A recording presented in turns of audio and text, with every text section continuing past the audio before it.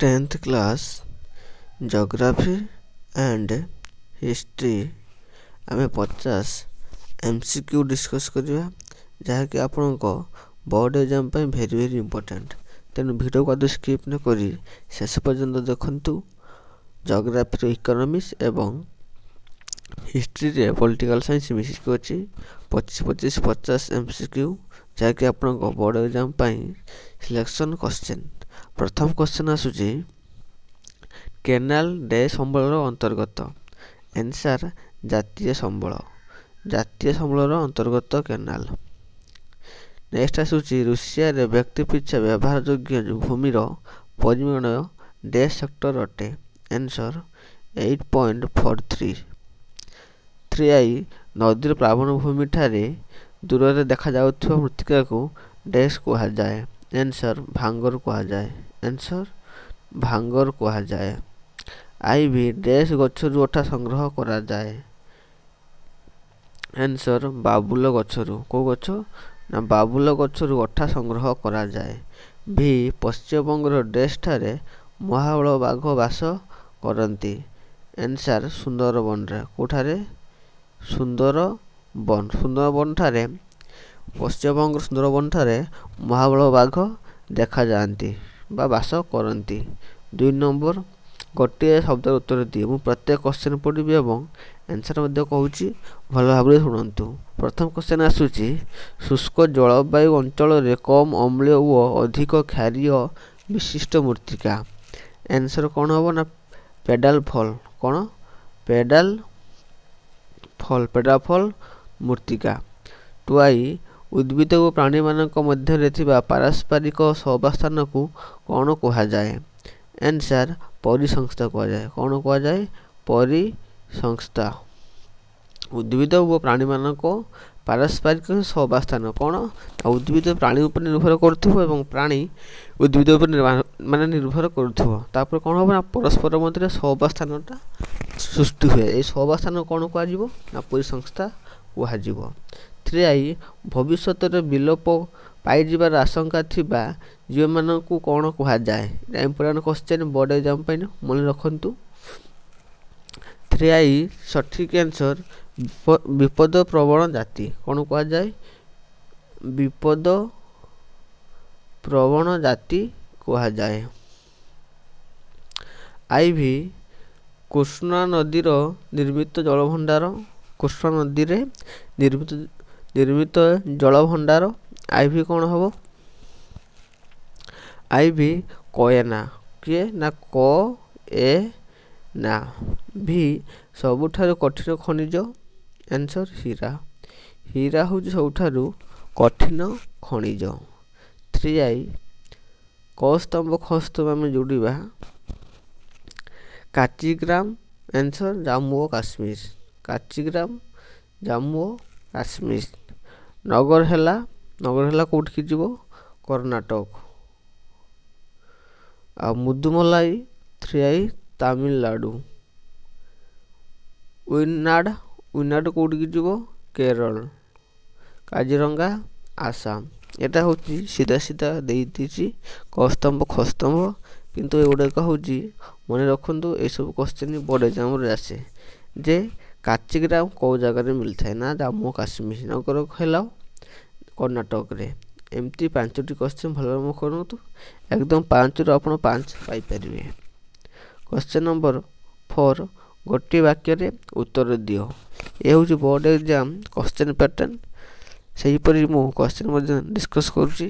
प्रथम क्वेश्चन आसूची मुंड पिछा आय किपर निर्णय करा जाए आंसर जातीय आय लोक संख्या को भाग करी जी जातीय आय थी ताकू भाग करदे ताने लोक मुंड पिछा आय भारी पड़ो। सपोज जातीय आय हूँ एक्स आयर लोक संख्या केते अच्छी ना वाई धरी नियो जी आम जब भाग करदे जी बाहर सेटा हूँ मुंड पिछा आय आम कह जातीय आय हूँ एक्स डिवाइड बाय लोक संख्या हूँ वाई इजिकल टू मुंड पिछा आय भारी पड़ो जी भारी सेटा हूँ मुंड पिछा आय। 2i विश्व वाणिज्य संगठन केउ मानकु ने गठित होइछि आंसर जातिसंघ सदस्य राष्ट्र मानकु नहीं ଜାତିସଂଘର ସଦସ୍ୟ ରାଷ୍ଟ୍ରମାନଙ୍କୁ ନେଇ ବିଶ୍ୱ ବାଣିଜ୍ୟ ସଂଗଠନ ଗଠିତ ହୋଇଛି। 3I ଖାଉଟି ଆନ୍ଦୋଳନର ଜନ୍ମଦାତା କିଏ? Answer Rafael Nadar. କିଏ? ରାଫାଲ ନାଦର। IV ଜାତୀୟ ଉପଭୋକ୍ତା ଦିବସ କେବେ ପାଳନ କରାଯାଏ? Answer December 24। କେବେ? ଡିସେମ୍ବର 24। ଡିସେମ୍ବର 24ରେ ଜାତୀୟ ଉପଭୋକ୍ତା ଦିବସ ପାଳନ କରାଯାଏ। ଡିସେମ୍ବର 24। ଭି ଆମ ଦେଶର ମୁଦ୍ରା ପ୍ରଚଳନକୁ କିଏ ସଂକୁଚିତ କରିଥାଏ? ଆମ ଦେଶର ମୁଦ୍ରା ପ୍ରଚଳନକୁ କିଏ ସଂକୁଚିତ କରିଥାଏ?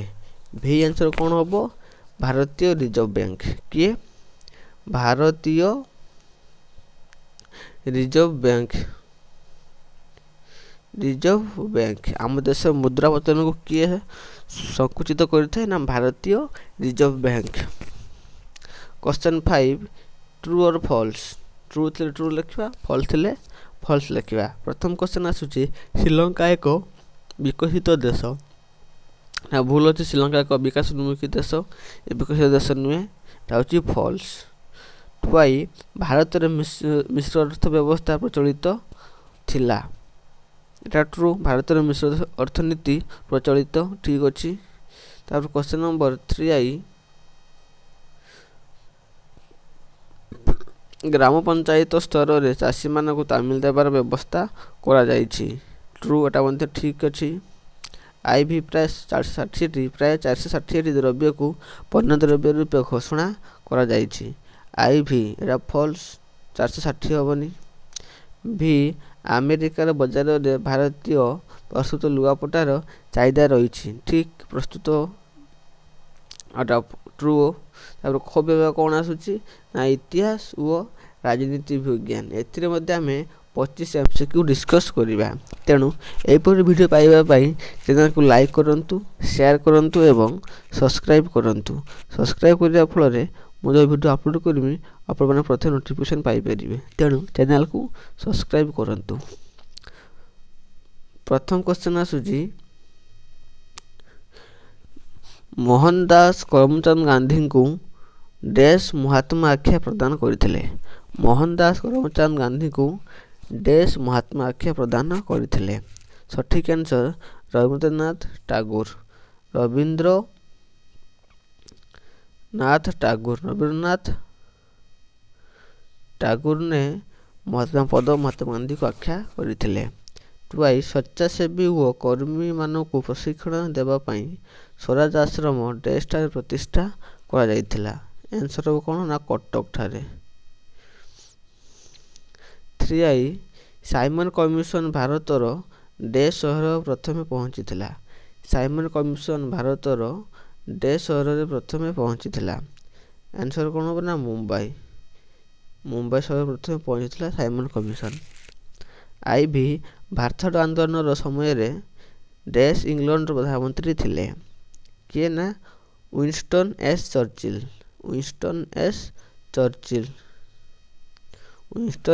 ଚର୍ଚ୍ଚିଲ୍।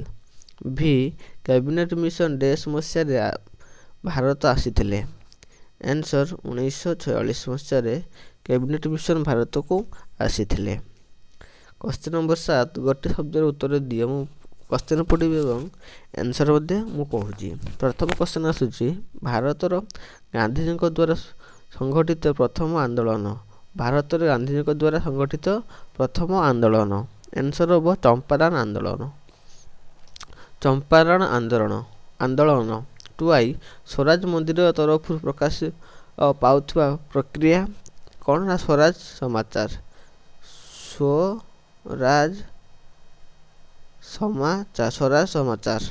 3I ୱିନଷ୍ଟନ୍ ଚର୍ଚ୍ଚିଲ୍ ଗୋଲଟେବୁଲ ବୈଠକରେ ମହାତ୍ମା ଗାନ୍ଧୀଙ୍କୁ କ'ଣ କହି ଆକ୍ଷେପ କରି କହିଥିଲେ?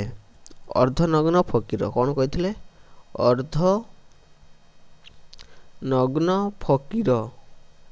ଅର୍ଦ୍ଧନଗ୍ନ ଫକୀର। IV 1940 ମସିହାରେ ଇଂରେଜ ସରକାର ଭାରତୀୟମାନଙ୍କୁ ପ୍ରଦାନ କରୁଥିବା ସୁବିଧା ସୁଯୋଗ आंसर अगस्ट दान कौन ना अगस्ट दान। भी जर्मनी रो सुभाष बोस प्रतिष्ठा करिथिबा रेडियो केंद्र आंसर कौन Azad Hind radio answer Azad Hind radio Azad Hind radio. तापर क आसुची क स्तंभ ख स्तंभ आमे जोड़िया। प्रथम आसुची साइमन कमिशन। साइमन कमिशन केबे भारत को आसीथिले साइमन कमिशन आंसर हम कौन ना 1819 फेब्रुआरी 3 यहाँ हम 1928 फेब्रुआरी 3 साइमन कमिशन भारत को आसीथिले। यहाँ साइमन कमिशन मुंबई रे पदार्पण 1928 होता भूल अच्छी 1946 फेब्रुआरी 3 1946 फेब्रुआरी 3। नेक्स्ट आसूची आईन अमान्य आंदोलन आंसर कौन हम 1930 मार्च 12 1930 मार्च 12 तारीख रे साइमन आईन अमान्य आंदोलन होता 1930 मार्च 12। गांधी इरविल चुक्ति गांधी इरविल चुक्ति केबे होता मार्च 5 1931 मार्च 5 रे गांधीजी इरविल चुक्ति करथिले। 3 इंचुटी ठारे लवण आईन भंग केबे होता 1930 मार्च 13 1930 मार्च 13। भी अगस्त दान केबे होता 1940 अगस्त 8 1940 अगस्त 8 रे अगस्त दान होइथिला। नेक्स्ट आसुची गोटे वाक्य रे उत्तर दियो।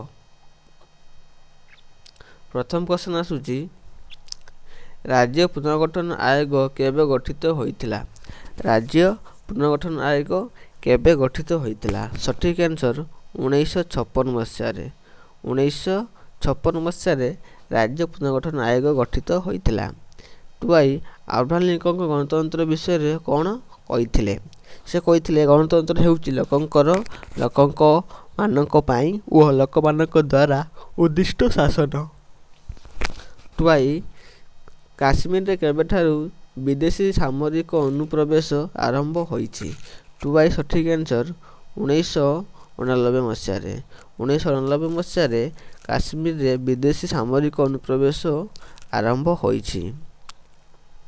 क्वेश्चन नंबर IV संविधान रे केउं धारा रे आर्थिक जैविक परिस्थिति संपर्क उल्लेख करा जायछि 360 धारा रे भारतर संविधान रे आर्थिक जैविक परिस्थिति घोषणा करा जायछि 360 धारा।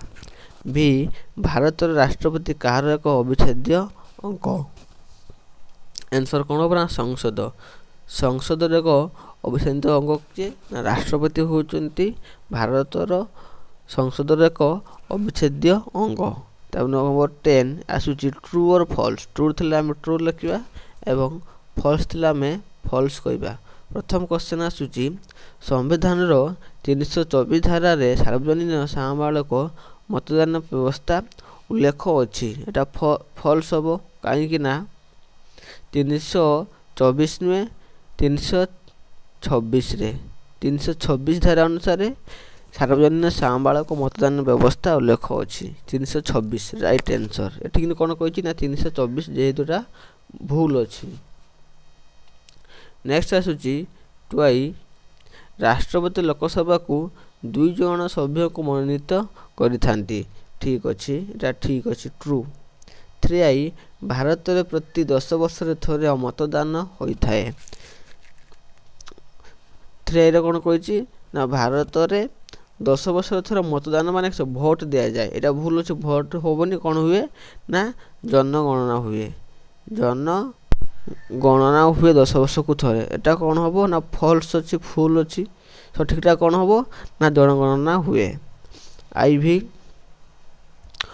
ओडिशा रे 150 गोटी विधानसभा निर्वाचन मंडली रही भूल अच्छी 150 हेनी 147 अच्छी एटा फॉल्स एटा कौन ना फॉल्स 147 विधानसभा निर्वाचन मंडली रही भी भारतर संसद उपर आतर्कित आतंकवादी आक्रमण 2001 मसीह होइथिला। ठीक अच्छी एटा हूँ ट्रू एटा ट्रू 2001 मसीह भारत संसद उपर आतंकवादी आतर्कित आक्रमण करथिले। या थिला आपणकर 25-50 MCQ मु डिस्कस कर सारी एवं एपरी सिलेक्शन क्वेश्चन डिस्कस करने आम चैनल को सब्सक्राइब करंतु, लाइक करंतु एवं शेयर करंतु। सब्सक्राइब करने फल मुझे वीडियो अपलोड करी आप प्रथम नोटिफिकेशन पाई परिबे। तेणु चैनल को सब्सक्राइब करंतु। धन्यवाद।